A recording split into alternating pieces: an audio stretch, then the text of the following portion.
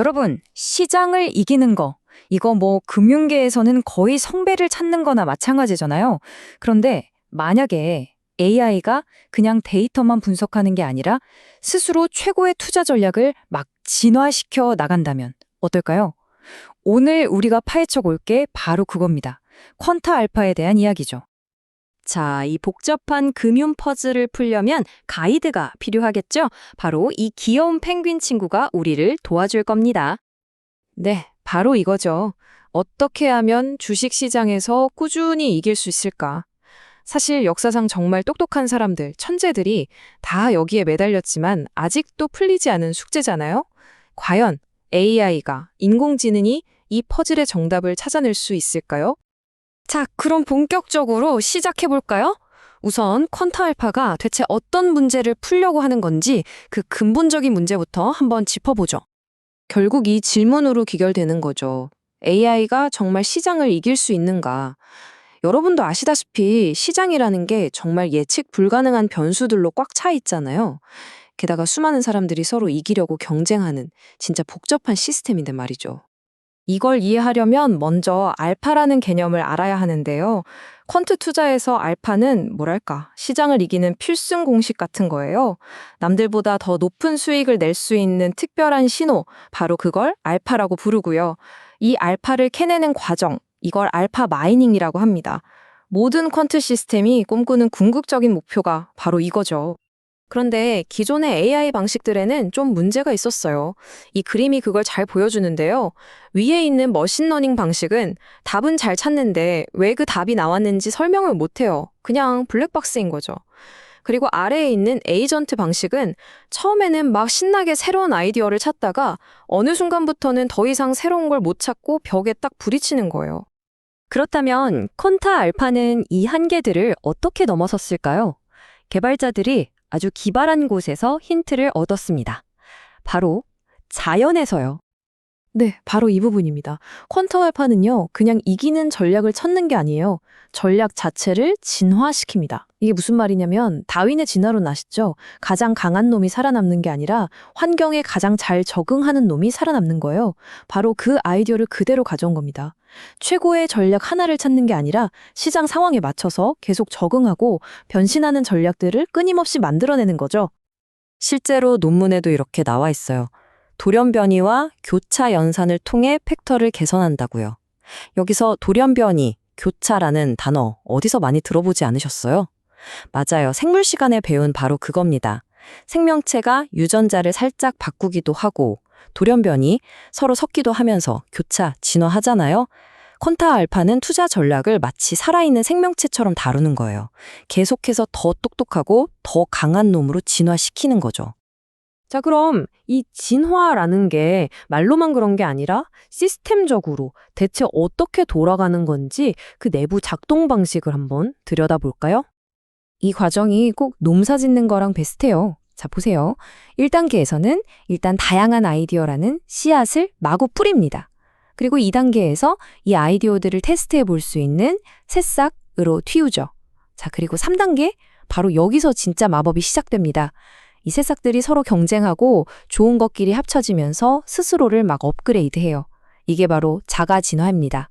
그리고 마지막 4단계에서는 이 치열한 경쟁에서 살아남은 가장 튼튼하고 좋은 놈들만 골라서 팩터풀이라는 보물상자에 딱 담아두고 쓰는 거죠. 그 진화의 핵심 기술이 바로 이 두 가지입니다. 돌연변이랑 교차. 왼쪽의 돌연변이는 기존 전략에서 아주 살짝 뭔가 하나를 바꿔보는 거예요. 일종의 작은 실험이죠. 반면에 오른쪽 교차는 더 과감해요. 잘 나가는 부모 전략 두 개를 가져와서 각간의 장점만 쏙쏙 뽑아 합친 다음에 완전히 새로운 자식 전략을 탄생시키는 겁니다. 어때요? 정말 생물의 진화 과정이랑 너무 똑같지 않나요? 자, 지금까지 들어보면 이론은 정말 그럴듯하죠? 근데 가장 중요한 건 뭐겠어요? 바로 그래서 돈은 벌었어? 잖아요? 과연 이 진화라는 아이디어가 실제로 시장에서 통했을까요? 이제부터 그 놀라운 결과를 데이터로 직접 확인해 보시죠. 그래서 이 진화라는 아이디어 정말 효과가 있었을까요? 결과는 한마디로 압도적입니다. 이 그래프 좀 보세요. 다른 AI 모델들이 시장 평균이랑 엎치락뒤치락 힘겹게 싸우고 있을 때 저 빨간색 선, 퀀트 알파는 그냥 혼자 다른 세상에 가 있습니다. 중국 시장이든 미국 시장이든 상관없이 말 그대로 하늘로 치솟아 버리죠. 이 격차 정말 엄청나지 않나요? 그리고 이 숫자 하나가 모든 걸 설명해 줍니다. 바로 27.75%. 이게 중국 시장에서 기록한 연평균 수익률이에요. 그냥 시장 평균의 몇 배에 달하는 말도 안 되는 수치죠. 이건 퀀트 알파가 정말로 꾸준하게 시장의 숨은 기회를 포착해내는 능력이 있다는 걸 보여주는 확실한 증거입니다. 근데 퀀트 알파의 진짜 무서움은 사실 여기에 있어요. 2023년에 시장에 엄청난 충격이 왔던 때를 한번 보시죠. 다른 AI 전력들은 어땠나요? 예측력을 나타내는 IC 값이 그냥 바닥으로 곤두박질 칩니다. 어제까지 잘 통하던 필승 공식이 하루아침에 그냥 휴직 조각이 된 거예요. 하지만 퀀트 알파를 보세요. 시장이 그렇게 요동을 치는데도 예측력이 거의 흔들림 없이 안정적입니다. 이게 바로 진화의 힘이에요. 시장이라는 환경이 바뀌니까 거기에 맞춰서 적응하는 새로운 전략을 계속 만들어낸 거죠. 그러니까 위기 속에서도 살아남을 수 있었던 겁니다.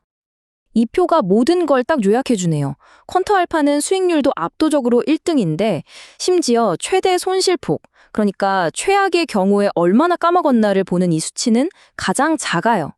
이게 무슨 뜻이겠어요? 돈은 제일 많이 벌면서 위험은 가장 적었다는 거죠.